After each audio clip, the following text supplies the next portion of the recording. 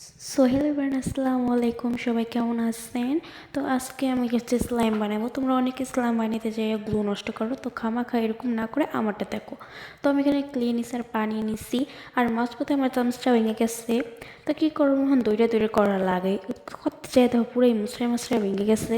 তো এটা এখন হালাই দিতে হইব, লুকাইতে নিলে মাই মেরে খাই নেবো। যাই হোক, তো একটু পানি দিয়ে আমি ভালো করে আবার মিক্স করে নিতেছি। এটার ভিতরে গ্লু না দিলে কিন্তু দানা দানা এরকম হয়ে থাকবে। তো আমি এখানে অল্প পরিমাণে গ্লু দিছি, গ্লুটা কিন্তু দেওয়াই লাগবে। গ্লুটাকে দেওয়ার সঙ্গে সঙ্গে দেখবে এটা একবারে গলে গেছে, ঘন ঘন একটা পজিশনে চলে আসবে। তো এটা করে একটা সাইডে রেখে দিব। এরপর হচ্ছে আমার সাবানের ফেনা লাগবে। এখানে আমি হাতে কয়েকটি সাবান ফেনা নিয়ে চামচে দিয়ে সঙ্গে সঙ্গে এটাকে নাড় দিতে হবে। দেখবা তোমরা পুরো অরিজিনাল একটা স্লাইম হয়ে গেছে। অনেকে বলবো না এটা চিটিং, এটা হয় নাই, তুমি অন্যরকম করে বানাইছো, কিন্তু বিশ্বাস করে নিজের চোখে বিশ্বাস করতেছি না যে এটা হয়েছে।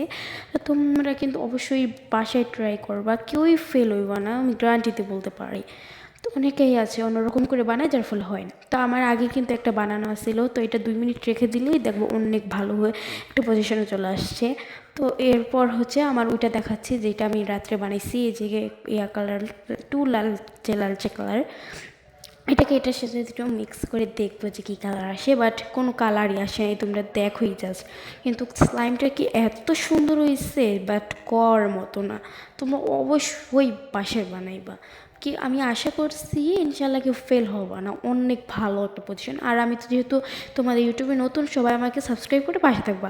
আল্লাহ হাফেজ।